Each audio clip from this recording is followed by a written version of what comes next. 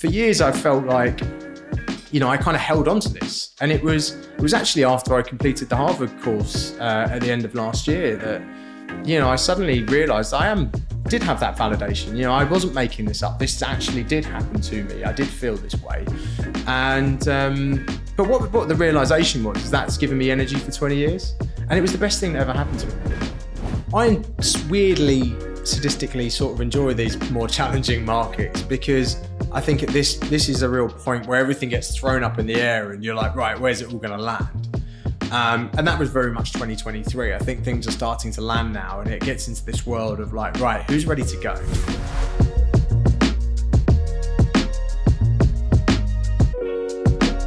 Welcome to the People Property Place podcast. Today we are joined by Paddy Allen, Head of Operational Capital Markets at Colliers. Here, Paddy and his team specialise in providing a full suite of capital services, including debt and equity raising, transactional services, operational consulting, and real estate technology to investors and operating platforms in various sectors where real estate investment performance is directly linked to an operational business. Paddy has a deep expertise in the build-to-rent, student accommodation, hotels, co-living, and other emerging sectors. He's also an advisor and investor to businesses across real estate, technology, and wellbeing, and he's the chair of Pathways to Property, a not-for-profit initiative to increase diversity, social mobility, and inclusion within the real estate sector. Paddy holds a BSc in land management from the University of Reading and has completed the real estate management program at Harvard Business School. Paddy, welcome to the podcast. Thanks so much. Thanks for having me. It's a mouthful, isn't it? Yeah, there's a fair bit there, but you've had a phenomenal career. And we were actually just talking off mic and we kind of referenced Catherine Webster, who I recorded with a few weeks ago, just in terms of the squiggly career. Absolutely. And I'm really excited to kind of get stuck into a bit about your background, how you see the market and the future for you and the team moving forward. But a place that I always like to start this podcast is how and why did you get into real estate? I think like a lot of people, when you start these things, it was complete accident, to be honest. I was at school and I did not know what I wanted to do. You were kind of told that we should go to university, you should think about that. But I didn't know what courses I should be doing. And I've always enjoyed business and making money and projects. I'm not somebody who likes to sit down very much. And my team can tell you that. I'm not very often sitting down at my desk and probably my teachers at school would testament the same thing. And I had this geography teacher that, I trusted and he knew me well. And I went to him and said, what am I good at? What am I good at? I don't know. I don't want to do business studies or accountancy. They look a bit boring, And he said, what about real estate and property? And I was like, tell me more. And this was the year 2000, I think. And still leaflets in a cupboard at the back of the geography room were a thing. And he gave me a leaflet for the University of Reading land management. And I thought, that looks interesting. I could do economics, law, architecture, all these different things. And I got to choose different modules as well. I actually ended up doing French as a module because I didn't want to learn anything more about real estate at the time. So I just wanted to have the breadth and stuff that would keep me interested. And so I, like every good person, I didn't hedge my bets. Just applied to Reading. I applied to Reading and Cambridge. Mainly because my careers advisor told me I'd never get into Cambridge. So I wanted to do a big FU to him and be like,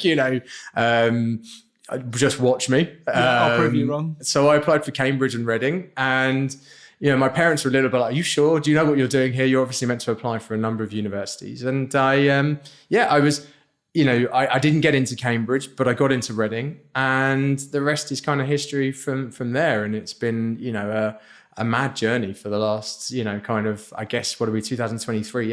20 odd years. 2024. 24, gosh, yeah, exactly, you're right. God, yeah, so exactly. Time has flown. Yeah. Well, look, that not getting into Cambridge, that's a really important part, not for us to kind of just skip over. Yeah. Because can you just talk to me about what you were like as a student at school and then also the impact that not getting into Cambridge actually had? Yeah, definitely. I mean, I was quite this is probably, a lot of people won't believe this, but I was quite an insular kind of kid, until I got contact lenses. I guess when I was about 14 or 15, I really lacked confidence. I didn't come from a very sort of stable sort of family background for a while. And that was, my parents are fantastic people, but, they went through a breakup when I was a kid, and that affects, young children. And, so I always felt like a bit of an outsider. And, teachers kind of wrote me off, a lot of the times. My parents, I don't know how this I don't think this would happen in 2024, but, certainly happened in the 90s where, teachers would say to the parents, look, don't get your kids' hopes up. They're probably not going to go anywhere. And I remember hearing my primary school teachers saying that about, getting into a grammar school for, 11 plus. And I remember even at 9 or 10, I was like, screw you, I'm going to do this. And I did, and I worked hard, and I got into, a really, good grammar school locally for us. And again, when I got there, I wasn't one of the straight A kids. In fact, I was in the bottom set for everything. Didn't really get any help from any of the teachers. They kind of just wrote you off. They'd focus on the higher performing kids rather than the ones at the bottom. And you kind of get labeled as a bit of a troublemaker. And actually that just gave me this real burning desire to just prove people wrong and to really graft. And so I did. I started working when I was sort of 12, 13 in our local pub, and, just started washing up and doing all that. And I just built my confidence from there. And really, I think, I kind of found myself, when I was sort of 15, 16, found that confidence. And I was like, right, I'm going to go for it. But I didn't fit in.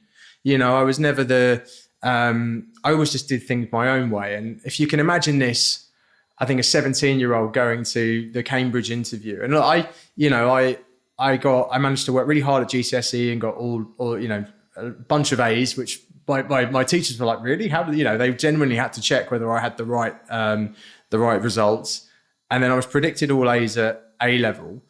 And so I had all the grades. But then when I went to the Cambridge interview, I was, I guess I just didn't fit in. I went up there and I drove up there and I booked myself into a B&B the night before because I wanted to kind of make a good impression and not turn up tired. But, I was me. I had what my friends would describe as a Craig David beard. I've had a beard since I was about 15. So, lime beard. I had an earring up here. My hair gelled, probably had lines in my eyebrow, which was the done thing, which probably came from a holiday with my mates. Loud tie, but that was me. That was who I am. I felt confident in doing that.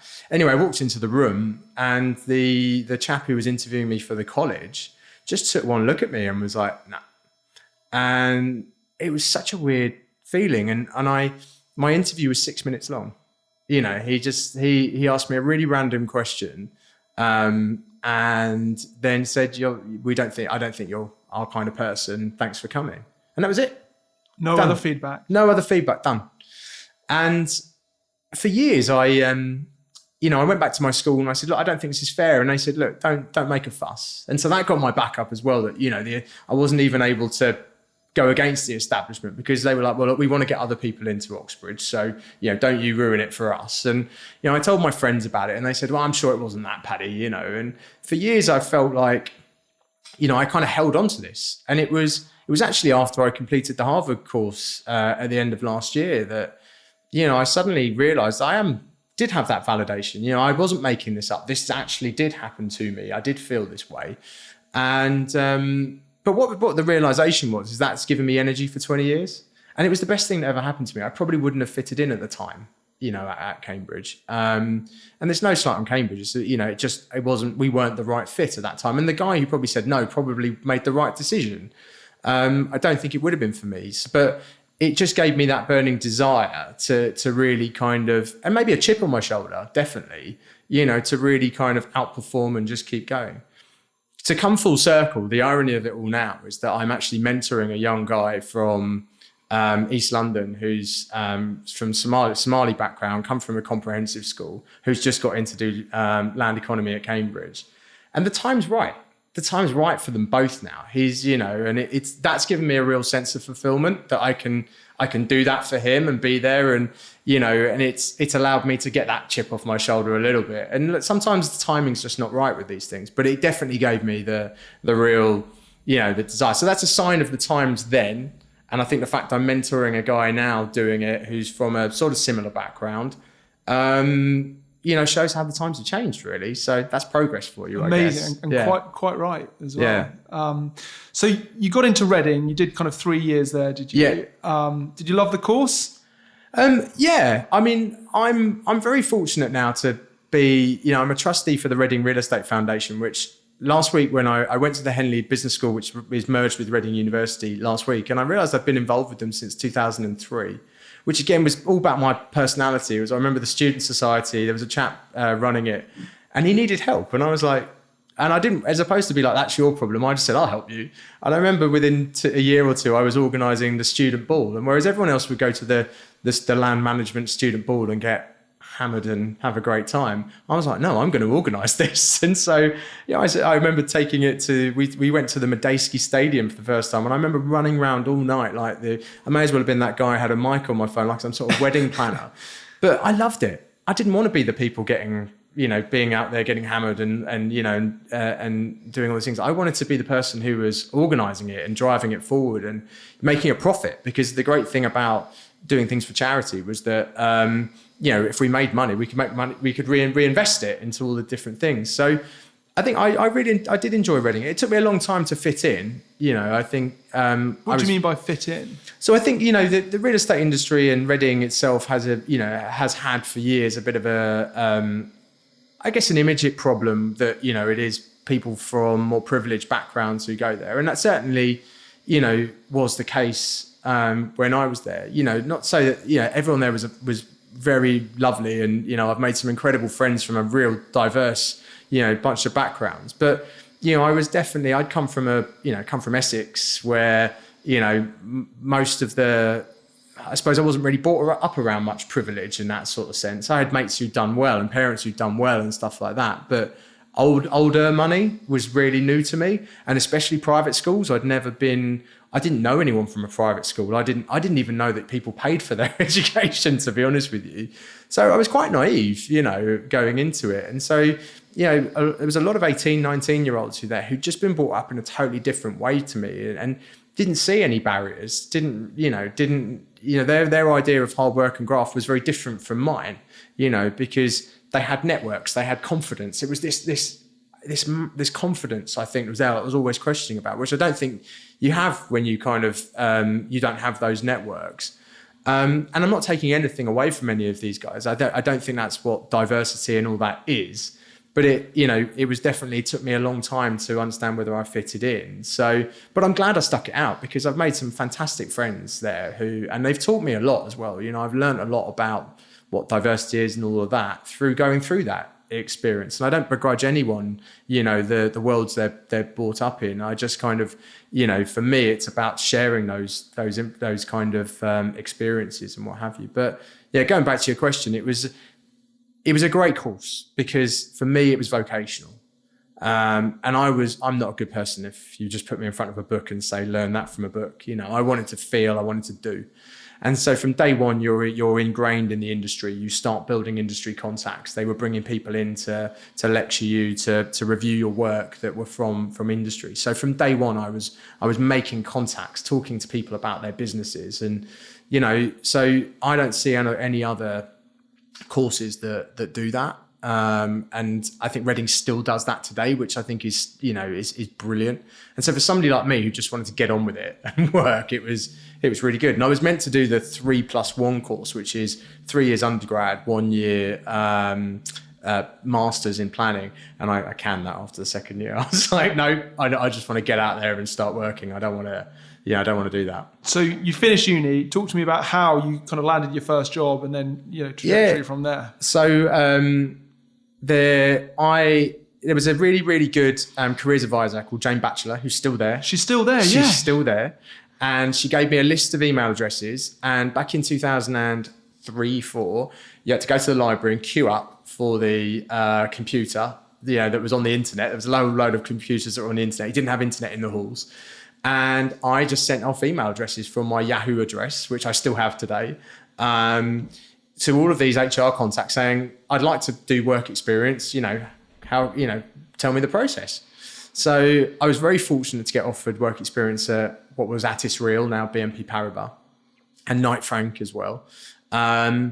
I never did the work experience at Knight Frank because I was meant to do 4 weeks at Attis and then 4 weeks at Knight Frank, and I got on really well with the Attis team, and they said, "Oh, why don't you just stay for the whole summer?" So I thought, well, what would you rather, rightly or wrongly, what would you rather, two 4 week experiences, which, you know, you got to start again, or 1 3-month experience where I get to go deeper into the kind of business. So, you know, I phoned up the Knight Frank team the week before and said, I'm not coming, which in hindsight, you know, I could see they were pretty annoyed, but I can kind of see why. But it was best for me. I felt for me, you know, I wanted to go deeper. And so I worked in the office agency team there for 3 months over the summer. Loved it. Really, really enjoyed it. Took so much from it. And at the end of it, about the week before I was leaving, I used to sit outside the CEO's office, a guy called Greg Cook. And I think I must have said to Greg and to Mark England, who is still the MD there, I said, any chance I could have a job on the grad scheme? And they must have been like, who the hell's this guy asking for a job? I said, well, look, it's a 3-month interview. I said, if you like me after 3 months, then surely you're not going to, what are you going to glean from doing a couple of assessment days, right? You know, you either like me or you don't like me. I'm sure it wasn't as kind of quickly as that, but they came back and said, yeah, absolutely. Like, you know, we'd love to have you on board, and offered me a position. And in those days, you got a signing on bonus of £1,000. And I was like, brilliant. But I also was paying my own uni fees, which were around about £1,000 at the time. So I said, that's well and good. Thank you very much. I appreciate that. And they were like, are you not going to take it? I said, well, any chance you could pay my university fees as well? Because I want the grand for my living costs. I want a grand living costs and I want a grand for the fees. And I remember Greg and Mark looked at me like, who is this guy, kind of thing. Anyway, they came back a day later and said, yeah, go on then. Don't ask, you don't get. Yeah. So you sort yourself into a role. Yeah. And you've got a sign-on bonus and you've got an additional bonus as well. Yeah. And so, like, you know, they do. Greg's been great, actually. I've always kept in contact with Greg, and, you know, he's one of my mentors, and, you know, for the last 20 years. And, you know, like you say, if you don't ask, you don't get. And I've got a real special place for them in, you know, in my heart and that. The irony is I never even completed my APC there. I got bored and left 16 months into my APC, which they all thought I was mad. But I kept the relationships with those guys, and they've been, you know, it's really, I love it when I see, especially, you know, Greg and Mark, you know, out in various events and stuff like that. It's great.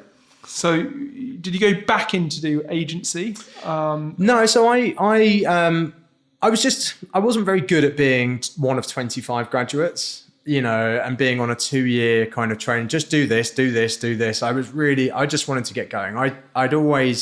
I'm the kind of person that's always had 3 jobs. You know, I worked for Pizza Hut for 5 years. I was doing marketing jobs. I was doing bar jobs. If I had a spare hour, I'd be trying to work out a way I could do it. And I really struggled coming into an environment where somebody said, look, just stay in your lane, do this, work 9 to 5 and turn up and blah, blah, blah. It was driving me crazy. I couldn't do it. And so I was at a Reading Real Estate Foundation bowling event, which was sponsored by a company called Halverton, which is Richard Croft, with Richard Croft's first iteration of his businesses back in 2005-06. And I was chatting to a guy there, and he said he introduced me to it was a chap called Rod Lockhart, who is now CEO at Lendinvest. And Rod introduced me to one of his friends, and he said, "Oh, I hear you're bored." And I said, "Shit, you know, I didn't. That wasn't meant to be common knowledge." And he said, "Well, look, I work for this group called Halverton. You know, we're a really fast-growing business, doing loads of really interesting stuff. Do you fancy coming and interviewing for a job on the acquisitions team?" I was like, "Yeah, great, let's do it." So I did. I went along for an interview. I knew nothing about fund management. I didn't even know what it was or what it did. You know, back in those days as well, websites were there, but they weren't massively informative. So I kind of faked it a little bit until you made it. And so I got interviewed by a guy called Charlie Alcock, who is one of my clients now, and he remembers it. And I turned up all sweaty because I'd walked there because I didn't want to pay the tube fare, because in those days I walked everywhere because I didn't have the money for the tube, and I could sort of save it. And he said to me, "Oh, do you know how to read DD reports?" And I went, "Yeah, sure." And there was this weird silence where he sort of went, "You don't know what DD stands for, do you?" And I was like, "If you don't ask, I'm not telling you." And I didn't have a clue. Due diligence, to be clear. Yeah, due diligence. I learned that only a few years ago. No. Anyway, look, I said to him, "Look, I'll work hard, I'll get stuck in, it is what it is. And I very fortunately got offered a job. They said, look, you're going to have to put yourself through your APC. We don't have a structure here. But, I said, yeah, that's fine. I've got mates who are doing it. And as long as one of the guys in the team who's RICS qualified can kind of be my counsellor or whatever, we'll be fine. So I did, and I put myself through the APC but ended up kind of, working at an amazing time pre-GFC with, an incredibly fast-growing business with Richard at the helm, which was, a brilliant experience, and he probably, there was lots going on, but I was this kind of 22-year-old sitting outside his office, just watching and glaring, and taking everything in of what was happening. And it was a brilliant experience. So I went from being in a very corporate environment where you were one of a number to being, I think I was probably employee number 60 or so in that business, but it went from 60 to 160 in the next year. Just seeing all this stuff happen around me. And that was what I wanted. That fast paced, growing, no fear of failure, just get on with it. That I'd found my place at that point. And what, I guess your understanding of fund management, it kind of expanded. What was your kind of role and how did that develop? So I went in as an acquisition surveyor. So we were just buying. My role was part of the acquisition team was just to go around Europe and buy assets for the funds that we had. And I worked on the logistics fund. So I would go to, and it's crazy. I never really traveled much as a kid. And, I remember my the first week I was on a plane to Hamburg. And I remember my first trip was Hamburg. And I remember getting there, hiring a car, and I got this brand spanking new BMW 3 Series Touring. And I was like, wow, what am I doing? This is brilliant. And I went to a hotel, and it was a beautiful hotel, and I could expense my meals. And we would, it was a totally other world for me. But you got these lovely things, but you had to work hard. We were working all hours of the day. We used to work in the office, and then we'd all go off to Heathrow or Gatwick or wherever, and we'd get on a flight, and we'd all land at 11 o'clock at night. And so we were ready for the next day. It was, you really, really sort of went for it. But it was brilliant. Within a year, I had done deals in Germany, Netherlands, Denmark, France. We did, various bits and pieces in. So all of these countries that I'd never even really been to, even as a tourist, I suddenly was doing business in. And, it was brilliant, trying to negotiate deals, get deals across the line, suddenly dealing with equity and debt. Having to put together business cases. I love writing business plans and putting into business cases. So we'd take an asset, we'd have to write a business plan for it, have to financially model it, and then make the case to the board, to the IC, that this is what we want to do. So for a 22-year-old, that was incredible sort of experience. And it was just me and my boss on that fund. So, I wasn't sheltered in any way from all the stuff that sort of went on. And you had all the direct relationships. And because we were acquiring so much, we had to divide and conquer as well. So it wasn't like I was shadowing him around Europe. He'd go off, I'd go off, and then we might meet in Berlin or somewhere, or Stuttgart, where we were looking at, assets, compare notes, and then we go off again and, look at our own assets. So it was a really amazing, learning experience, an incredible time, and wouldn't have had it any other way. And chalk and cheese to the 9-to-5 advisory stuff. You were probably, as you said, bored, and you wanted more or higher octane or higher intensity environment. Yeah, exactly. And it's no slight on that at all, but it just, at that time of my career in life, I just felt I had more energy and more to give, and I didn't want to sit on what felt like a bit of a treadmill at the time, really. I shouldn't really say any of this because my grads in my team now are looking at me going, right, I'm going to do the same thing. But, I've always tried to stay true to my values, and I think you get the best out of me when I'm in an environment where I feel like I can, I can be freer to do those kind of things, rather than having to toe the line that everyone's done, and just get on with it, Paddy, because this is what everyone's done for the last 50 years and blah, blah, blah. I'm not That's that not person. You. No. You left the business in December 2012. And you kind of set up your own firm, is that right? Yeah. Can you just talk to me about that and why you left? Definitely. And why you kind of came setting up your own business? So I was really fortunate at Halverton, which subsequently became GPT Halverton, and then was taken over by a group called Internos in 2010. And when the GFC sort of happened and we went from acquisition mode to management mode, my job changed from being an acquisition surveyor to really being a kind of portfolio manager, fund manager. And I really had to learn, about, how do you manage these things for investors? I was really fortunate that I got posted to Germany in 2009 for the best part of 9 months to go and help work out our German portfolio that, had kind of, we'd acquired it so quickly that there were so many management issues that we needed to sort out. So that was brilliant. I got a real, experience of living abroad and doing all these things. I then, I think I did quite a decent job there, that when I came back and Internos had taken over the business, they asked me to do the same in Amsterdam, in Holland. So I went over and spent 2 years in Amsterdam with the newly formed sort of Internos business, working very closely with the Dutch team, but also with Josh Short and Andrew Thornton, who'd sort of taken over that business, and Giles Smith, who's still there as well. Really trying to sort of work out what it is we've got, what are we doing, trying to build the investor relationships on the ground, but also have a hands-on role. This is where the property and investment markets were really changing at the time. We bought a lot of office buildings in the Netherlands, and many people used to say the Dutch office market was overbuilt. And somebody said to me once, it's actually under demolished. And there was just all these buildings, and the market hubris at the time was such that anyone was buying anything. And so, we ended up with a very diverse portfolio of assets, some really good, some more challenging. The challenging assets I really enjoyed, and what ended up happening was I was selling a lot of these assets to local residential developers for student housing or, apartments. And there was one particular one in Utrecht, which I sold to a local student housing guy. And he just created this really cool kind of residence, from basically, I think he had like a team of builders that just came in and put a load of walls up, created all these amenity spaces, and he let them out for like 300 or 400 euros a month. I thought, wow, this is really interesting. So after 2 years, sort of in 2012, I decided that, again, I sort of felt like I'd done the job and it wasn't sort of interesting anymore. And I feel I can say this because I think I said it to Joss at the time, probably,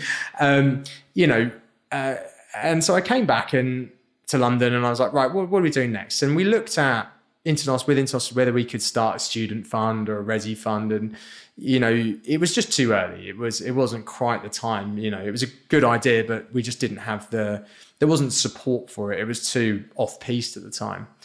And I thought, do you know what? I need to do something. I was 28 and I didn't have any responsibilities like kids and mortgage that I have now. And I thought, I'm going to go and do this. So I wrote a business plan one night to basically become Phil and Kirsty. So go and start a residential consultancy. There was nobody that I could see doing residential consultancy for investors in the market. The beachhead I saw was to go and advise retail clients rather than institutional investors, which proved to probably not be the right thing for me. So I tried that for about probably 5 or 6 months, trying to help people buy houses. Hated it, couldn't deal with it, realized that they were very emotive decisions rather than, rational decisions. So I went back to kind of what my network was, which was institutional investors, private equity, people like that, and started helping them put together residential strategies. There was a couple of guys, we did try and start a fund, which was madness really when you think about it, because I was 28 and had no money, but it was an incredible experience. And actually, I'm pretty sure, people at the meetings I had with people, they were probably like, who is this guy? That's like a recurring theme, right? Yeah. Who is this guy? Who is he trying to sell me a residential? Yeah, at university, at Attis, you keep getting that. Who is this Paddy Allen guy? And I think people were very polite and gave me the time of day. And actually, again, some of those people I met obviously didn't invest, but I still speak to now. And, we've done subsequent business together. But it gave me a real understanding of how to run your own business, how to do something that's different. I did it with a business partner who ended up we started a sister business called Allen Wargent in Sydney at the time, and that still runs today. So we've still got offices in Sydney and Brisbane, and runs as a very successful buyers advocacy business for retail clients in Australia. I But then I got to meet all these random people. And I suppose the two sliding doors moments were really, one was I used to write research because again, I thought what I'll do is I'll try and sound smart. So I'll write resi research and I'll come up with loads of theories, and then I'll write the research and I'll put it out on social media, as a kind of hook, right, to what's going on. I'd still do that now. But I realized I wasn't that smart to do that. So I remember I paid a guy to write the research for me. And I paid my mate who designed trainers for Nike, I think at the time, to design what it looked like. And I paid them all a couple of £100 and bought some beers for them. And we put together some really, really pretty different kind of research, because it wasn't corporate like, you still see. It was kind of, I remember doing one which was an analysis of the performance of gold versus real estate, and we just did this whole thing and that. Anyway, I pushed that out onto Twitter and all this, and I just got into really interesting conversations. And one was with a chap called Nick Katz, who was working at the Open Data Institute, which was funded by the government and Sir Tim Berners-Lee, who founded the World Wide Web.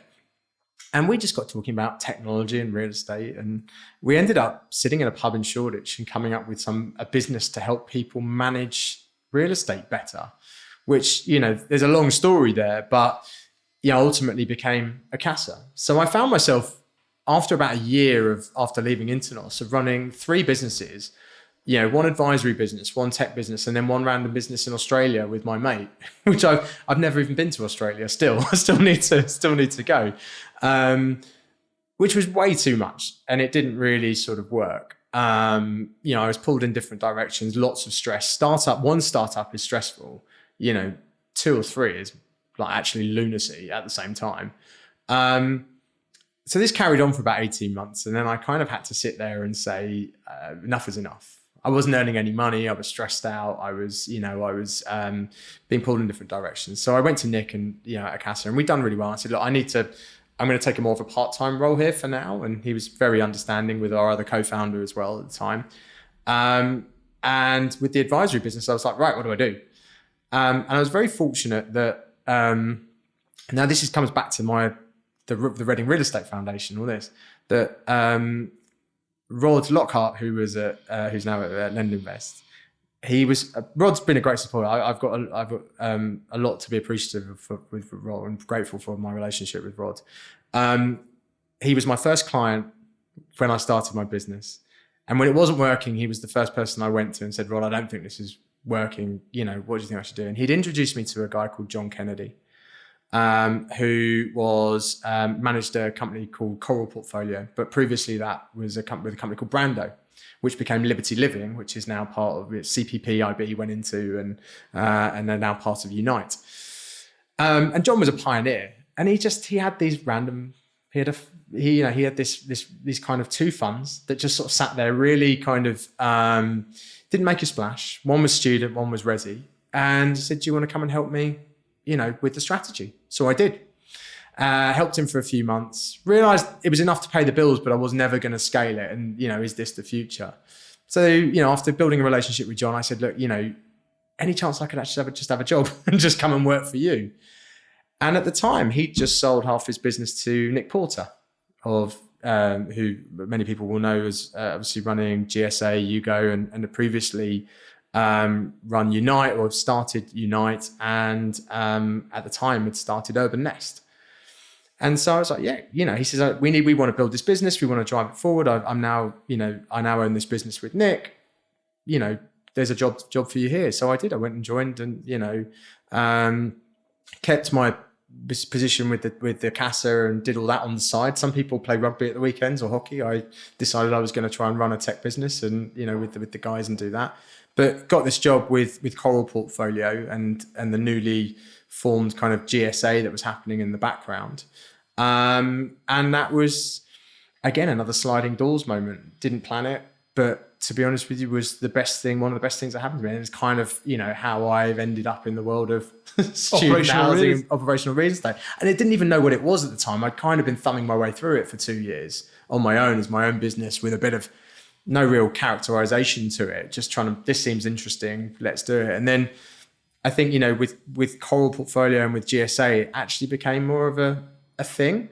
And meeting Nick was again, was a really, he was another person who's just like sort of has the same kind of characteristics and attributes of Richard Croft in that sense. Just, a really brilliant entrepreneur who just doesn't accept no for an answer, just tenacious, just goes, has a vision, and just, is so brilliant at kind of, with the narrative and getting those forward. When everyone else around you is saying, what are you doing? Being part of another business that was going to kind of, be a first and early mover was hugely exciting.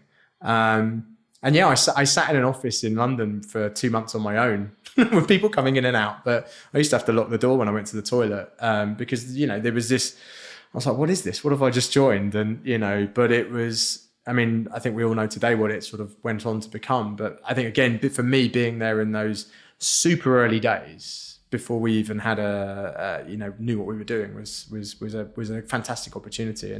But I wouldn't have got there if I hadn't have done all that other stuff, all that other crap before. And it was kind of the start of the kind of institutional world, institutional money kind of entering that space, and you were responsible for going and sourcing and finding new kit, weren't you? Yeah, exactly. So Coral was a really interesting business because it had been set up based on, a lot of our investors were kind of life assurance firms, and it was all around these kind of life assurance wrappers that were very much of their day in the kind of early 2000s. And the big life insurance companies were able to kind of, they pulled money from their policy holders and would be able to invest it.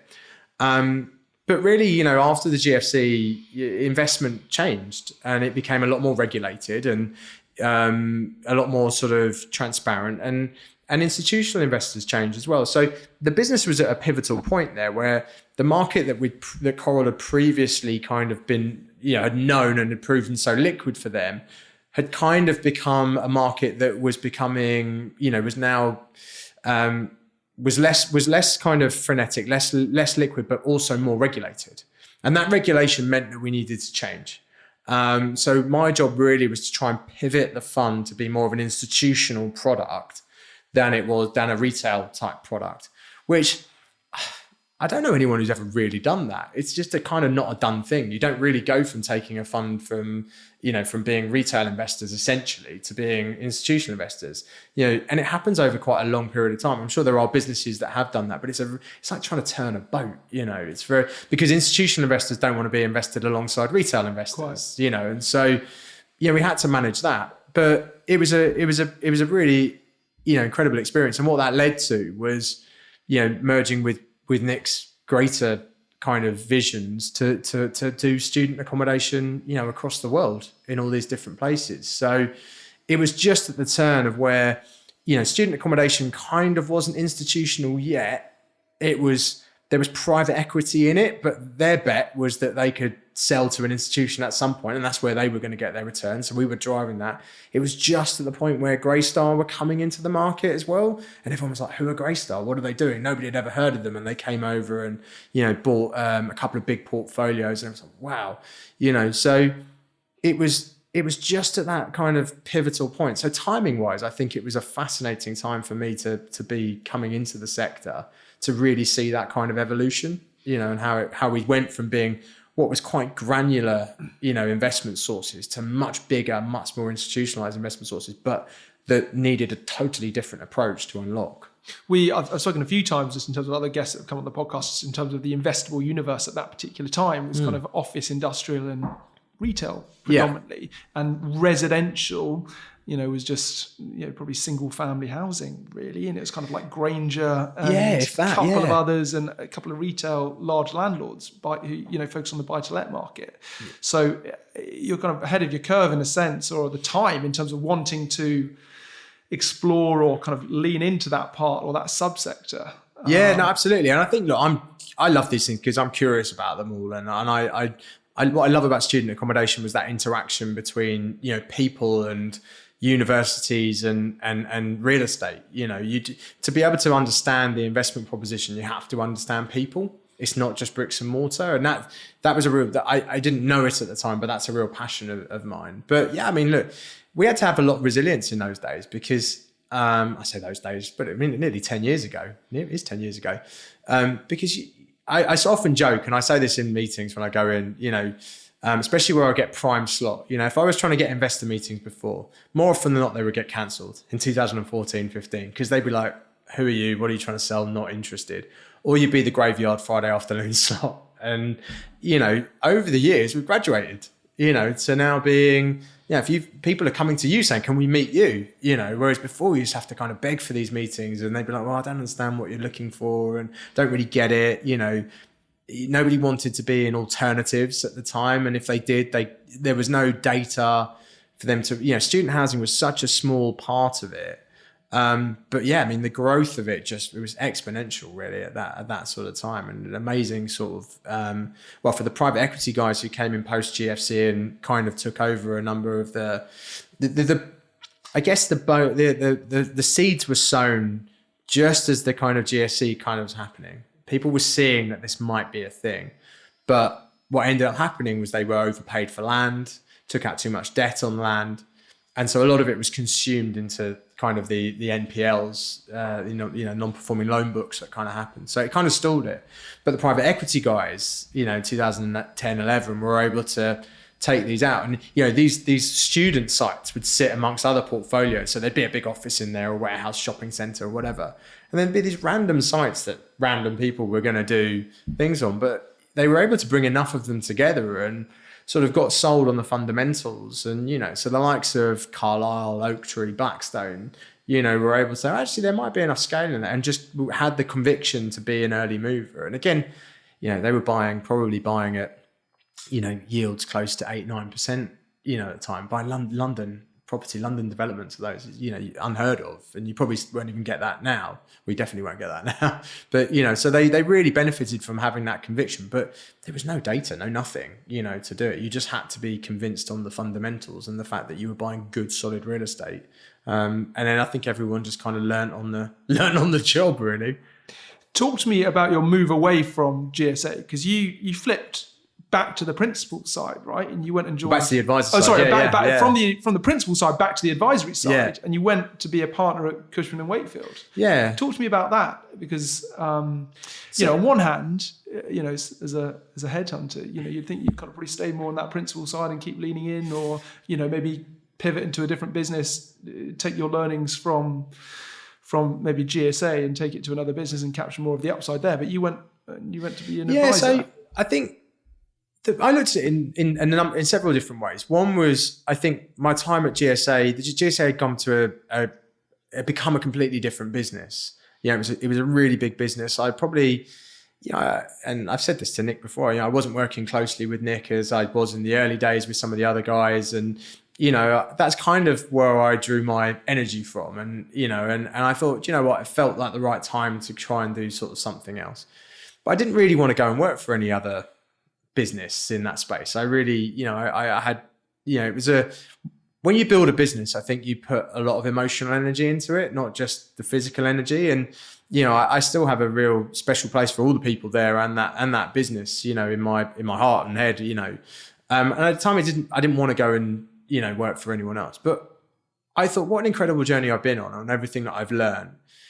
And I knew, Brian Laxton, who was the CEO at Cushman at the time, and we were just chatting. And he said, "Look, we're trying to start, this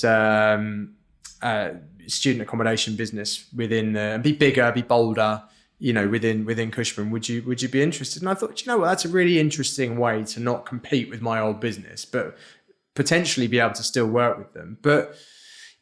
And the way I look at things is that I always look at something as, how do I build that business? What's the product I'm going to be selling? How do I make that product profitable? How do I create competitive advantage?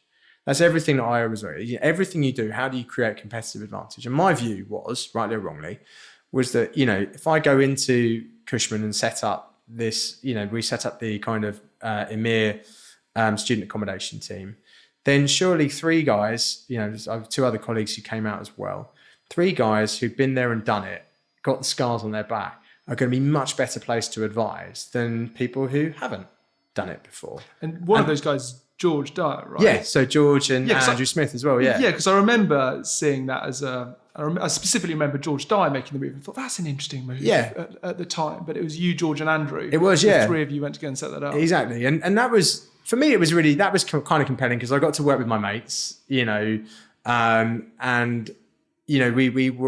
we felt that as a threesome, we would be kind of, that's just better. That's better than one in the sense that, so we've got three, and Andrew, anyone who knows Andrew, George and I will know that we're very different people and we think really differently. And actually we saw that as a real strength rather than a weakness. And so, because actually our clients will get three different perspectives from all of our different kind of skill sets.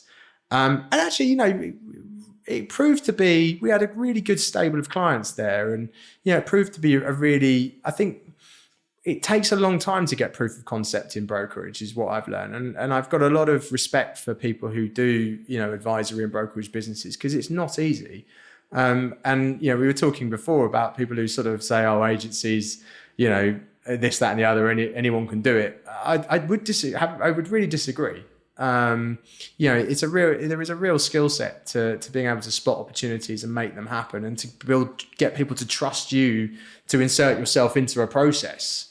And I think, we were very lucky that, a number of the clients we had really trusted us. And often these things is about trust. Part of the other driver for me, and I think on one of your podcasts with Catherine Webster, she sort of mentioned this, is that I felt there was a bit missing in my CV. I had never really worked for a big corporate for very long. And there was probably unfinished business that I had from my Attis days where, and rightly or wrongly, I felt that people were judging me on the fact that, oh, well, Paddy's a bit of an unknown quantity. We don't really know. And I get this feedback a lot. We don't really know what you do. We can't really box you in. And I think it just got to me in my head. And I think in a moment of probably bit of a lack of self-confidence, I felt that to be taken seriously in this world and career, I need to go and get a big corporate on my CV and go and do this job and do that, which was totally against everything that I'd kind of done in the past, really. But, I was happy to do it because I was working with people who I liked and knew, in Andrew and George, and actually in the Cushman business as well. I'd known them for a long time, and Brian, they're really, really lovely people.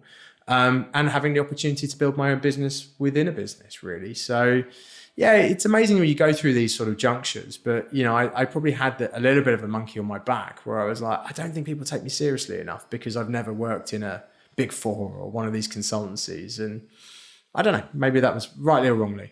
So you tick that box at Cushman & Wakefield. What was the kind of the focus of your role? Like, what did you build? And can you just talk to me about that journey? Yeah. Because I'm also keen to spend a bit of time talking about Colliers as well. Yeah. So I mean, look, it was a really interesting time. We had a European remit, which was great. Built on all the things I'd learned from starting at kind of the Halverton days, really. So I was able to leverage a lot of the relationships that I'd built over the years. And again, going into, really kind of nascent sectors. So I tended to focus more on the research side of things. So I wrote our European research guide that we put together. I did a lot of stuff in Spain, various things in Italy. Between Andrew, George and I, we were very good at kind of working out where we wanted to focus and then kind of coming together and then sort of going apart. So I didn't really do too much in the UK, but I tended to focus more on kind of Iberia and those markets, which was great as well, because you were selling a very nascent sort of business plan, but I'd done a deal, one of the first big transactions with GSA buying Nexo Residencias in Spain. So again, I thought if anyone's going to advise on doing deals in Spain, surely it's the guy who did the biggest one of the last couple of years. And we did. It was really interesting. We did really well. But what I think where it played to my strengths as well was that I really enjoy the research side of things and building the business cases. So I was able to kind of do that and get really involved in that. And it wasn't just about gathering yields and rents. It was about understanding behaviours and sizing markets and sitting there and going, well, look, if these people do it like this, why don't you do it like this? If you're looking at trying to get competitive advantage, So that was it was great. And I was, unfortunately, probably, I think just as we were getting going, COVID hit really, and so our job involved at the time a lot of travel and a lot of FaceTime with people. You had to build that trust and build those relationships with people. And, going into 2020, we just couldn't do that anymore. So, And that was really important because I think, in agency businesses and advisory businesses, it just doesn't happen overnight. It takes, as other people I've spoken to in the business will say that, you're often a 10-year overnight success. You don't just go in and suddenly it works. Now, if you're lucky, it might do, but most people, it's a 3-year journey by the time you feel like you've kind of got some momentum, and it's 5, 6, 7 years before you really start kind of, becoming the go-to in those markets. And I guess we were kind of stalled in year 2 by COVID in doing that. So we kind of just had to tread water at that point, which is a real shame. And did you take that as an opportunity to kind of reflect and think about your kind of career and where you were going, and where did kind of Colliers and that next stage or step up come into your frame? Yeah, I did. I think, again, it came back to what I knew when I was 21 in that, I really enjoyed the job and I liked the clients, but I don't think I enjoyed being part of a very big corporate. It wasn't really, it did. And this is no slight on Cushman's because, some really, really lovely people who work there, but it just wasn't me. I'm not very good at staying in my lane, which is what you often have to do in big corporates. You do this, I do this, you stay there. That's my client. You can't talk to them, and I just politics and the other bits and pieces that come with it. I'm not very good at that. I've got better, but it wasn't enjoyable for me, and I couldn't see myself growing in that space. And so, I was umming and ahhing about, what does that mean? And you second guess yourself a lot because, I'm sitting there going, come on, Paddy, grow up. You had those thoughts when you were 21. You're not 21 now. You've got, mortgage, kids, you need to be a bit more responsible here. You can't just decide it's not for you and can it in and do this. But actually, weirdly, and I talk to my wife about this a lot, you want to be happy. And I think if you're doing something because you feel like you should do it, not because you want to do it, ultimately in the long term, you're not going to be fulfilled. So I think, at that point you become more open to different ideas. And I think one of the hardest things from going from principal to agency side was that, even now, I still don't think I'm a very good agent. Because I think there are so many people who've done it much longer than I have and are just really, really very good at it, that you always, I was always second guessing myself going, I'm just not very good at this. I don't think, yes, I know strategy, I know how to underwrite buildings, I can buy buildings, sell buildings, all this stuff. But I just didn't think I was a very good broker. And is that because it's quite binary in agency? You kind of, year resets in January or whenever your financial year is, and then you kind of get to the end of the year and you see what you've built. Yeah. And it's quite black and white in terms of comparing yourself to others. You do need to be ruthless in a sense, and not sharky, but you need to be ruthless in terms of understanding what opportunities are actually going to come off and which are not. And aligning yourself with deals and clients that are going to happen. And that's the ruthlessness of it, is because you are your own P&L, and you're only as good as your last deal often. And that was a real gear change for me. In moving, switching sides, and I had to learn that very quickly. And you need to align yourself to situations that are going to manifest and become tangible results. Because if they don't, you end up looking like a very busy fool. And that's one of the biggest traps, I think, of any kind of, in our jobs, I guess, is running around with, down dead ends. And so I learned that very, very quickly, that whilst I wanted to work with good people, nice people and deals, if they were so nice that they didn't like getting things over the line, then I had to align myself with people who were going to get stuff over the line. That was that. I think what people don't see is the kind of, the self-doubt that goes on, and, am I good enough? Can I really do this? And there was a lot of that. And so, that kind of plays into the kind of sitting there thinking, right, what do I actually want to do? But I think fundamentally for me, I think taking that aside, I think I wanted to be doing something more entrepreneurial and something more kind of building something more embryonic and something that sort of stood for something else, and that could have a creative point of difference, and that's serendipitously, I guess, is where kind of Colliers sort of came along, really. The kind of the terminology opco propco has been probably bandied around for a number of years, Yeah. but in terms of like actually defining operational real estate and it becoming a little bit more mainstay, probably the last few years, right? Yeah, so you massively. kind of went in to what's set up or be head of operational capital markets. Yeah. So can you tell me the difference between operational capital markets and capital markets normally, as it probably would have been known? Yeah, I mean, look, there's no actual answer to that makes any sense, and we kind of made it up. Which I think you do. My wife says I laminated my own badge. Kind of like, we kind of, we wanted to set up a team that kind of did student, BTR, co-living, all of the kind of bed sectors, and kind of beds capital markets didn't quite feel right. Living capital markets, I think now has caught on a bit more, but operational felt like the kind of the right term to do it. So yeah, I mean, Colliers wanted to grow in that space. Colliers has had a business plan to really grow globally in kind of the capital market spaces. I think, if you look at where capital is being allocated now, and, everyone does these capital allocation surveys, the build to rent, student, anything that has a kind of operational business, self-storage, healthcare, senior living, is all getting more focused from capital now. And so as consulting businesses, brokerage businesses, you need to reflect what's going on in the market. If the market was 100% office before, then it would make sense that 100% of your brokers and consultants are focused on offices. If it's suddenly 50% offices, 50% retail, then it would make sense that you've got 50% of your staff in retail. So the same thing was sort of happening in our space. We went from probably, I guess, student BTR beds in general probably went from being 5% of total market share in 16, 17 to being, near enough kind of 15 to 20 in the last few years, give or take. So really as a business, it wasn't just something that kind of had to happen in the basement, and somebody would moonlight to do it. It needed proper expertise. And so, that was really the kind of Colliers plan. And they've been fantastic, I think that what Tony Harrell, the CEO of Colliers, always says, I'd rather people ask for forgiveness than permission.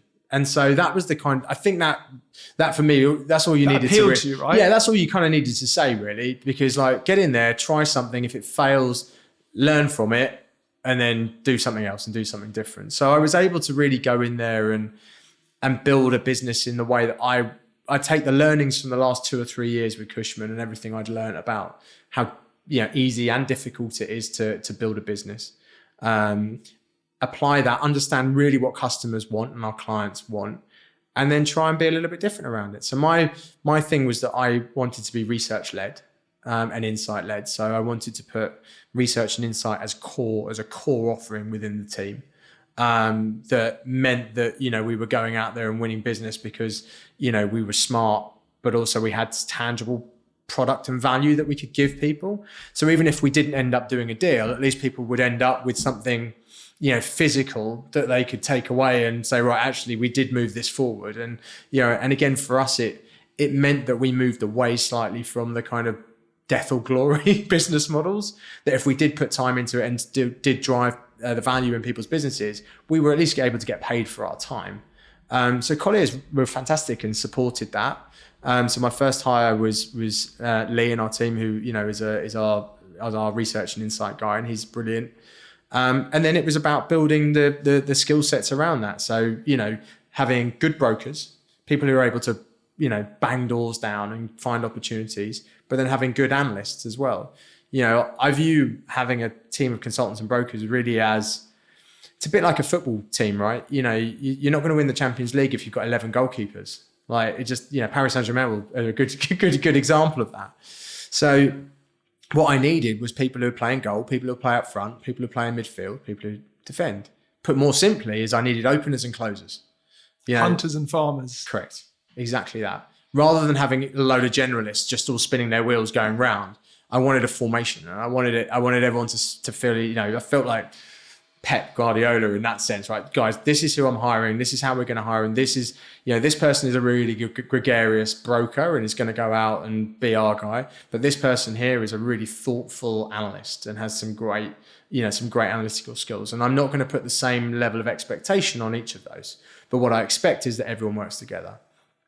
And I think one of the things that, I'm trying to build, and is always difficult in sales-driven environments, is proper collaboration.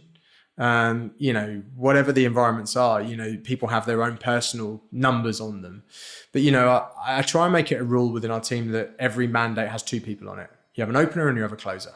I don't want to see two closers on a deal. I don't want to see two openers on a deal, because that introduces deal risk. If you've got two closers on it, then actually what ends up happening normally is you end up weirdly not delivering on it. Well, they end up cancelling each other out normally, which is quite interesting. And if I have two openers on it, then you bring in the deal risk that it may not happen because they don't know how to push that last little bit. Now, that's a perfect world scenario. It doesn't always happen like that. But the ideal scenario is that we have an opener who gets the business in, it has the relationship with all that, and then we have the closing team that kind of that get the deal across the line. But my team will tell you there's a great deal of overlap. And some of our greatest openers are really building their closing skills now, and some of our greatest closers are building their opening skills. So that's kind of what I want. I like that. And but that's proper collaboration. And that I just think that creates a better environment to work in. A place where you actually want to go to work every day. And I think it sets us apart in the market as well. That going back to my point with Andrew, George and I at Cushman's, I think our clients get the benefit of two different people on a deal. It comes back to my point about diversity. Actually, for us clients, for me to say, look, I want two people on every deal, our clients get two viewpoints. And it's on me to try and hire a diverse team to make sure that those two viewpoints are different and complementary. So Colliers has been great. They've let me do it.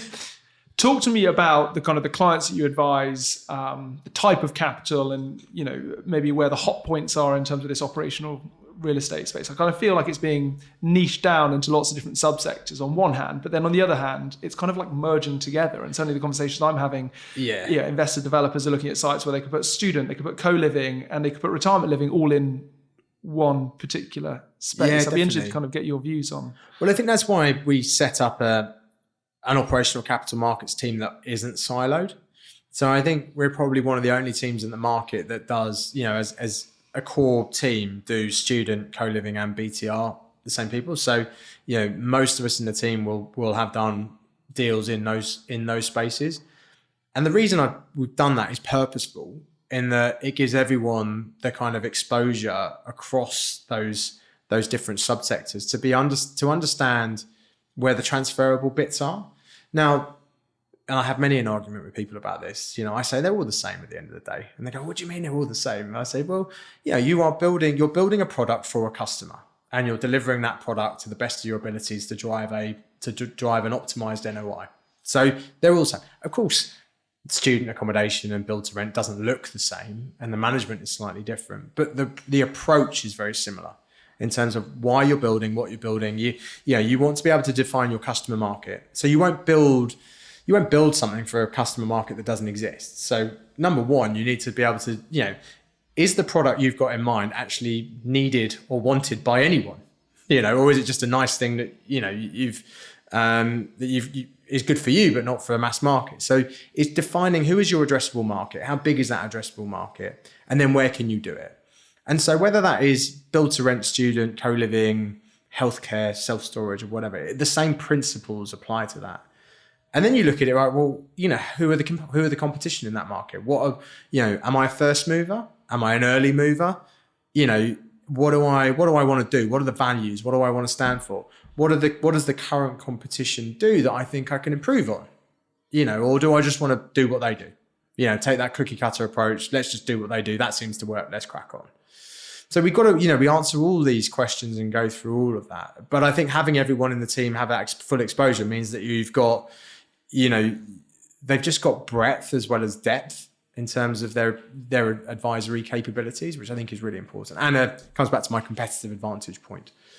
So the types of people we work with it's really varied, from all the institutions, likes of Last year we did deals with L&G, Kane International, people like that, KKR, to working the other side of working with really embryonic platforms.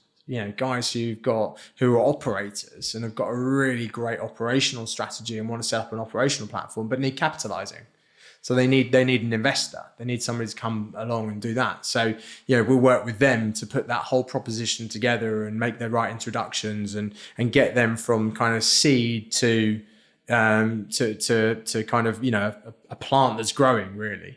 So we're quite varied in sort of that. And then, again, it's working with people who want to get into the sector, people who want to build in the sector, and people who want to crystallize some of the profits in the sector as well. So we're very... And I think it gives us a real, for me, I love that because I can work with some of the most dynamic private equity firms. I can work with some of the biggest kind of institutional firms, but then I get to work with some like really cool entrepreneurs who are just like trying to do something differently. But it comes back to my ruthlessness point about being smart, right? I've got to be smart about how I build the business. I need to make sure we're turning over. As well as doing all the nice stuff, I need to put a probability rating on all of it and work out, so the venture capital stuff with platforms is very low probability work, but really, really interesting. The kind of transactional buy-sell side is a bit more high probability work, but can often be, it can be a bit more cookie cutter. But the reality is actually in our world, no sale or purchase is exactly the same as the next one, which is quite nice. Just going back to your opener and closer, what are you, someone listening to this who's trying to self-reflect with themselves and think, am I an opener or am I a closer? And even if it's as binary as that, what do you say the core attributes are of a good opener and then the core attributes of a good closer? Yeah. I mean, it makes it sound like I've kind of, it is binary, but the reality is you can play all over the pitch, but I think it's really important that people, when you're building a team, that people play to their strengths, right? So I'm sure many defenders could score goals up front if that's what they were doing, but they're better being in defence. So they're kind of the openers for me are, they're people who they often have a thicker skin, a higher resilience. They're the people who get said no a lot to, but are not afraid to kind of go and put their ideas out there and give their opinion and try and bring business in. Those are the guys that do, they do put themselves on the line. They're grafters. They get out there and just really, they're building the relationships. They're selling the business. That's the kind of business development side of it. But which I always think business development gets a bit of a bad rap. But it's a lot deeper than that. It's a lot, it's you're going out there and trying to share knowledge with different people to try and bring them into your world. And then the next part of that is finding the opportunity where you can add value. In our business, we have to add value. If we don't add value, then we're never going to get paid. We only should be getting paid when our clients make money, really, or we deliver significant value to get something done. So the skill set is about being able to put yourself in the right circumstance and then being able to spot the opportunity at where you can add value. And the clever bit about that is not always going for the jugular, right? It's not always going for the big sale and just doing that. The kind of elephant hunting kind of approach to life. It's saying, okay, well, I like you, I like this. We could start here and then we could grow here and we could do that. So you need to be able to listen. You need to be able to empathize. You need to be able to put yourself in your client's shoes, which I think is one of, my skill sets, having been on the other side of the table, is that I'm able to do that. I know the pressures that many of our clients are under. And I sit there and think, well, how can I help you? Let me help you do that. So often we will help write people's IC reports, because we've done it before and we know how to do it. And we know what the kind of questions that they're going to get asked. So we go to that level of detail. So I think, getting yourself in the right place, being able to spot the opportunity and then being able to convert that opportunity is no mean feat. And that's really the bones of kind of what the open does. I think the closing piece of it is, okay, you've got the business through the door. Great. What next? You need to convert that. That actually needs to become a real thing. And that's a very different skill set. At that point, you become a lot deeper. It's a lot more thought-led. There's a lot more moving parts. You need to be able to understand, you need to be a good conductor of the orchestra. and understand what everyone's playing. So lawyers, technical people, corporate advisors, debt, the equity side of things, environmental side of things. It's really important that you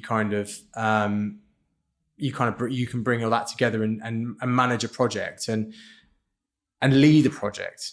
I think often one of the big things that's slightly different for us, I think, is that we try and lead things to completion, rather than just say, here you go, guys, we put the deal together, off you go. Give us a call when you've done it and I'll send you my invoice. We really try and support our clients through that whole transactional process. So we build the relationship with the lawyers, we build the relationship with all of the advisors along there. We run the models, we'll help write the IC paper.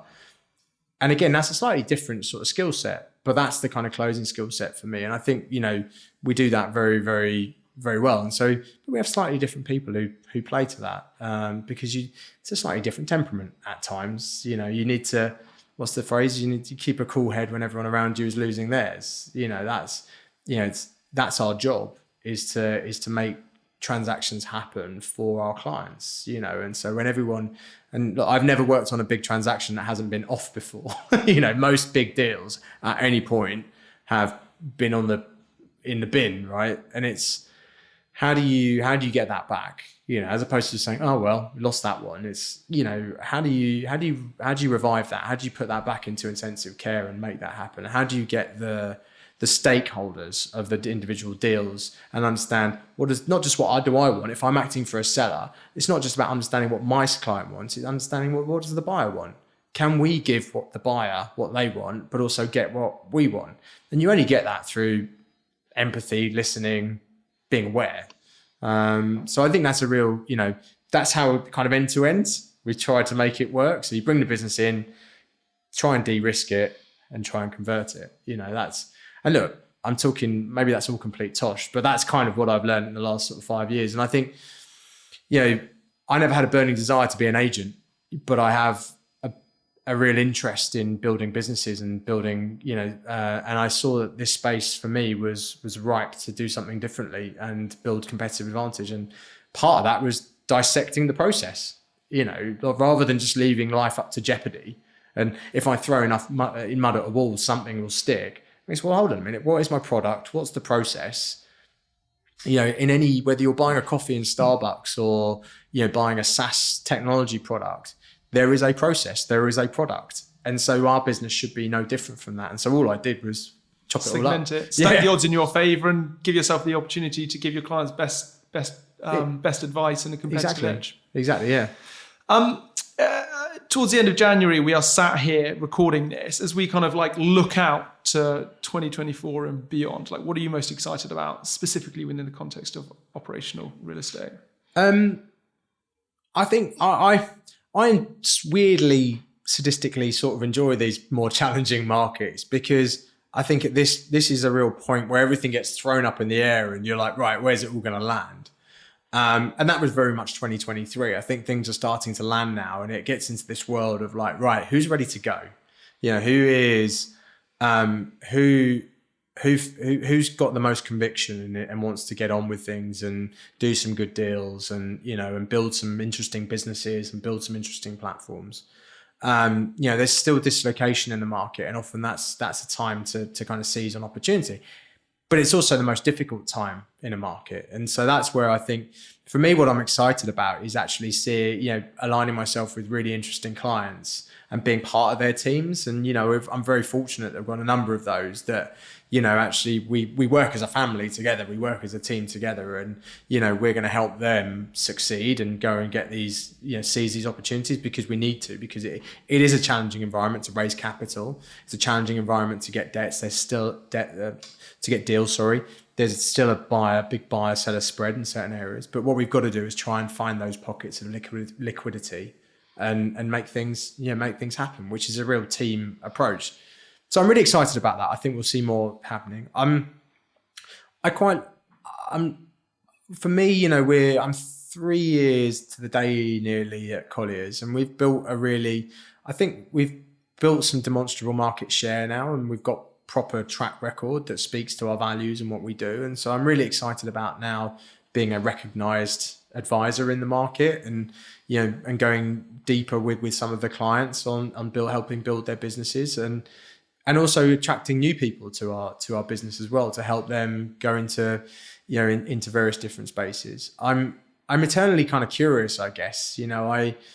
I'm enjoying at the moment learning. We're doing some stuff in self-storage, which is really interesting. Co-living. I was with a client earlier and they said, look, I need to answer the question, what is co-living? And I said to them, don't bother. You're never going to find an answer, because it's what it means to you. And I really like that. I said, it's a bit like hotels, right? A Travelodge is a hotel and the Four Seasons is a hotel, but they're totally different.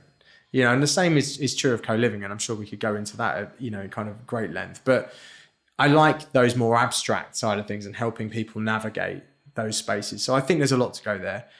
I think also the student space is really interesting as well. I think there's this notion sometimes that everything stays the same forever.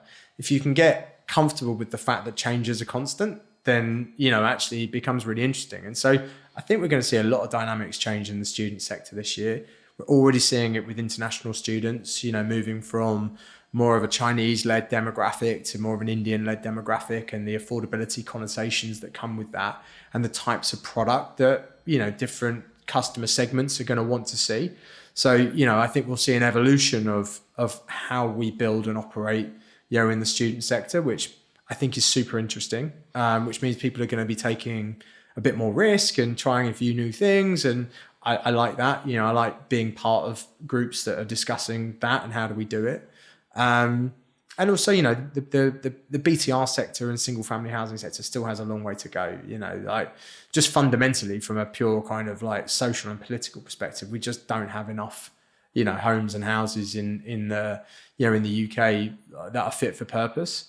And so trying to work with our clients to unlock those opportunities. And I guess I'm kind of enjoying working with clients who want to build housing en masse, rather than kind of, don't get me wrong, I enjoy the high spec BTR side of things. I find it really interesting, but I would love to see, and I'd love to be part of kind of a group that manages to crack just delivering good, solid, quality housing for the masses. Which isn't super amenity rich. Yeah, which isn't super amenity rich, but just gives people great homes with great landlords who they know that they can build their futures there. I think, part of the problem with the rental market in the UK, the resi rental market, is that it's really difficult to build your home. Tenants have limited sort of protections. And so, whilst people are renting, it's very difficult for them to ever feel really settled, which is why we always think we must buy, because then at least we kind of own it. If you look at other European countries, who have very sophisticated and deep resi rental markets, which are run by kind of semi-private housing associations, so France, Germany, Denmark, Holland. I think it's people can build their homes in these places. They can put things on the wall, they can paint the walls, they can do that without fear of a landlord coming along going, oh, by the way, you need to leave now. I oversimplify it, but I'd love to see proper community building through that, by just saying, look, if you stay in this house for 20 years, that's our goal. Our goal isn't to capture the most market rent and growth. And the irony is, when you run the models, actually, you probably earn more money in the long run by keeping your tenant in than you do by kicking them out every few years to get a higher rent. So I'd love to see somebody crack that, and some capital come in with a platform and build that. And that's a goal which I think hopefully as a team we'll kind of, we're getting closer, but I think there's still a lot of barriers to that. So you're also involved with Pathways to Property. Can you just talk to me about that initiative and your involvement and what it is that so I'm very fortunate to kind of chair the board of Pathways. I've been involved in it now since inception 12 years ago. And it's a project to really kind of drive more social diversity and general diversity across the kind of real estate sector. I think, coming out of the GFC, there was definitely a notion that, we don't have or didn't have at the time a kind of a diverse sector to kind of shout about. And one of the biggest risks to businesses is groupthink. Monoculture is one of the biggest biggest risks to industry. And I think the real estate industry is so special because it kind of it's tangible and it shapes people's lives at every level. And there's so many cliches that get banded around, but cliches are cliches because they're often true, right? But real estate really does determine how we live, work, play. And I think as an industry, we are guardians of that, but we also have a responsibility to make sure that we can drive that forward. And part of the challenge is that I think we had decision makers in an industry. As decision makers in the industry, we weren't diverse enough to really understand all of the different things that we're doing. And go back years, what ends up happening often is areas end up being like gentrified.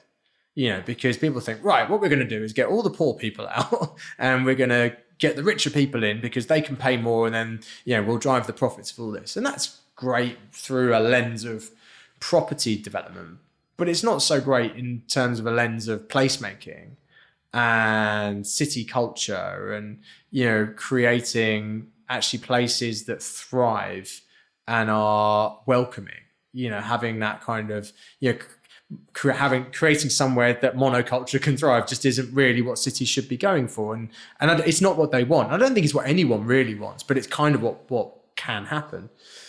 So Pathways kind of came together, which was an initiative put together by the Reading Real Estate Foundation and supported by British Land, really were our main supporter. Chris Grigg in his time there was a real supporter of it, and financially and other resources otherwise as well. And at the time was run by the Alan Froggatt, who used to be MD at CBRE, really, championed it and pushed it forward. And I was very fortunate to be able to take over as chair from Alan in 2020.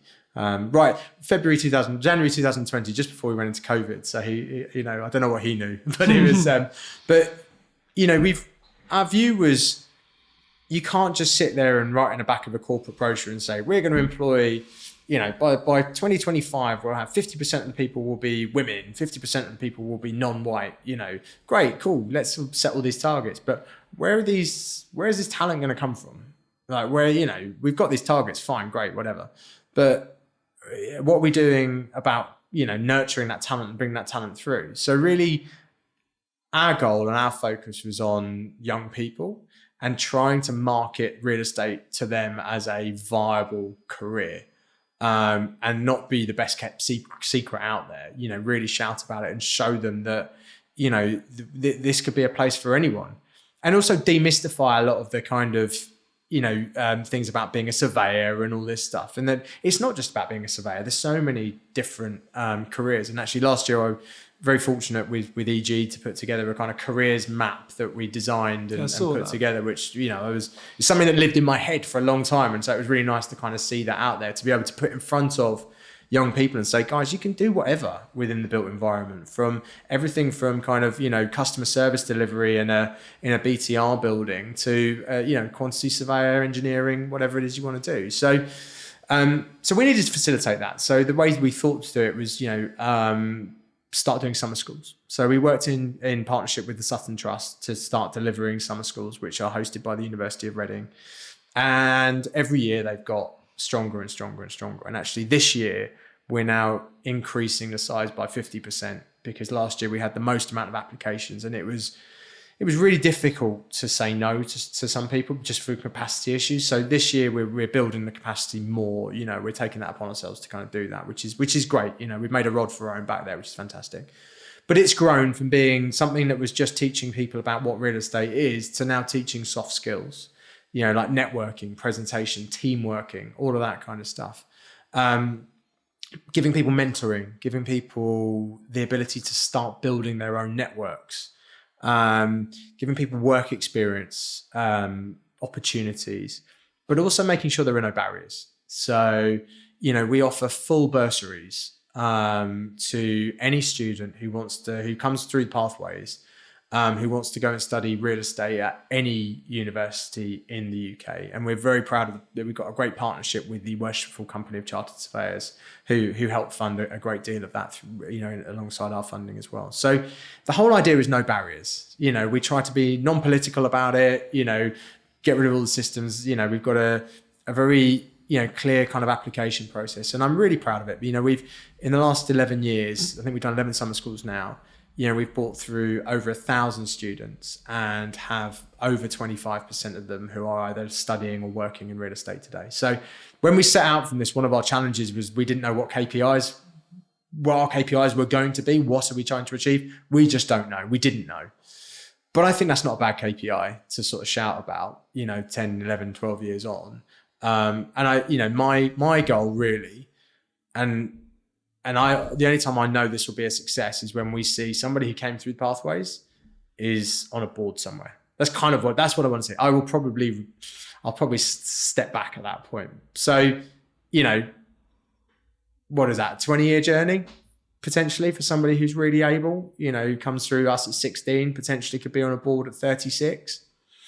So we've been doing it now for the first cohort. If I get somebody from the first cohort, I've got another 10 years to do this. But our challenge now is to support that original cohort to get to that level, because we're in the danger zone now with a lot of those guys who they've come in, they've done the stuff, got all the training, and then they come into the industry and they don't find their home. They don't see role models that look like them, sound like them, that they resonate with. And that's been one of my biggest challenges over the years, is that I've always questioned myself, because I've never really, and I'm very lucky that I've latched onto some of our bosses who've been great mentors for me. But I've never found anyone who who I think you're like me. I get that, and you question yourself a lot. It's a lonely-ish kind of place, in that sort of sense, and you think, oh, maybe I'm not cut out for this. And I think I've got a lot of resilience, and I've always sort of snapped myself out of it. But I know other people don't have that, and they do end up falling out of the industry and just going and doing something else, because they don't see anyone who can help mentor them through that. So I've got a real focus now on trying to find role models within the industry who and there's some great ones, and I've been doing this for a couple of years now, really trying to build that role model piece of just trying to get people together to say, look, this person actually went through the same as you. Because there's this sounds like I'm the only one here. I know I'm not. You're definitely not. And there's a lot of people that have been on this podcast who've shared similar, and I love it. Things. And actually I resonate a lot with the other guests on here, and some of the stories, and I kind of just want people to feel like they can tell those stories. They've kind of been in the shadows, and and they've always they felt like, oh, I don't belong here, I don't belong in it. And I love it. On LinkedIn, it's great. I get a lot of people share the stories with me, or in meetings they'll say, oh, I follow what you do, and they say, oh, I'm from exactly the same background. My parents didn't know anything about real estate. I was brought up by my mom, and I just fell into this world, and I didn't know anyone or anything. And I don't know. It's great to kind of know that, to hear those stories. And what I want to do is say to these, to every one of these people, like, great, can we let's go and help the next generation. Let's don't feel that you have to hide that story and hide that, because there is a bit. I think people do hide that, because they want to fit in. But I'm like, no, don't do that. Let's really dwell on it and go and use that story to go and help the younger you. Well, look, what I'll do is I'll make sure there's a link to Pathways to Property in the kind of the show notes on this. But I know you'll definitely make that a success. As we draw to a close, Paddy, a question that I ask everyone that comes on the podcast: if I gave you £500 million worth of capital, who are the people, what property, and which place would you deploy that capital? The £500 million question. So my first thing would be to work out what do I actually want from that money. Okay. That's one of the things I've learned about capital, is that actually, what do you want from it? Are we looking at wealth preservation, wealth creation? What is it? I won't get into all of that, but I think, if I was to do a bit of both, at heart, I'm a simple person, and I'm a utility driven investor. I like to invest in things that I understand and that the masses need. I tend not to go down really sort of narrow verticals. And so, for me, we touched on it before, but, creating good quality, accessible housing for the masses around. I'd love to be able to I think putting money into doing that, I think would be really, a great thing to sort of do. I'd love to, one of the things I've always talked about is going back to the original roots of private equity and venture capital from the 80s and 70s and 80s. And I was lucky enough when I was in America recently to meet some of the, what would I call them? The godfathers of American private equity, who were just the most fascinating people who started really in private equity real estate in the 70s and 80s. And invest in good people and good businesses rather than assets and saying, I'm going to buy this asset and this. I would love to start a fund that just, we took really good people with really good ideas. And there are certain people who do it really well in the space. Look, Blackstone have obviously been the biggest to do that, but there are others. And just say, look, we can build something around you. When I was doing my tech business with Nick and Vas, I met some really interesting venture capital investors. And one venture capital investor I met, he said, I don't really care about your product. I care about you. And he did a psychometric testing on all of us to work out whether we were good people, the right fit, what our values were and all this. And he said, look, at the end of the day, I'd rather invest with good people with bad products because I can change the products. But if I invest with bad people who've got good products, then I'm stuffed because I can't change the people. And so I think, I'd love to do a fund or business that invested in great people with good ideas and gave them license to kind of go and build their businesses, whether that be in resi, industrial, retail. I think, for me, it's all about the people side of it. And I've got a long list of people I'd love to do that with, and I've mentioned a number of them, they probably don't need me or would want to do it, but, they've been great mentors. And I always, in your head, you always think, right, if you started a business, who would you want to bring on your board and things like that? So, people like, Nick Porter and Josh Short and things like that have been incredible sort of mentors and just have this ability to have these visions. And again, they're value-driven people. It's all about building businesses around people. Josh has done some great things in self-storage and residential and senior living over the years, and always kind of, he's always made sure he invests with good people first and foremost. And that's something that I think never comes up in real estate. When you're looking at the IC, nobody sits there and goes, do you trust these people? Would you have Sunday lunch with these people? Would you bring your wife and kids around to this? I think that's really, really important. So slightly tangential answer to your question rather than saying a shopping center or a student portfolio. But I think for me, starting a business that just went and really took these, some embryonic, some others, but just built good scalable ideas that helped that were kind of utility driven. And what I mean by utility driven is people need them and people want them. You're not trying to convince people that they want, I don't know, really products that just don't add any benefit. So mainly housing, mainly storage, mainly shopping. Operational real estate. Exactly that. Well, Paddy, you've had a fascinating career. Not always a straight path. We've got a saying in the office, which is everyone is the CEO of their own career. And I think that rings no more true in your case. You've always found a way. You've asked that extra question and you've proven the doubters wrong. So I'm really excited to see what you and the team go on to do for 2024 and beyond. And really excited to see also your involvement in Pathways to Property and the impact that these future leaders are going to have too. Brilliant. Thank you so much. Thanks for listening to this week's episode of the People, Property, Place podcast. If you found it insightful, feel free to share it with a friend or colleague. Give us a rating, like, or comment. It helps tremendously. It'd be great to hear from you on LinkedIn. I'm super open-minded to recommendations of guests that we should have on the show or areas of the market we should explore further. So do drop me a message. The People, Property, Place podcast is powered by Rockborn. The team recruit leadership and future leadership hires for real estate owners, funds, investors, and developers. So if you're looking to hire top talent for your business, head over to the website www.rockborn.com, where you'll be able to find a wealth of information, or feel free to drop me a message on LinkedIn. Have a great day wherever you are, and I look forward to catching you next time.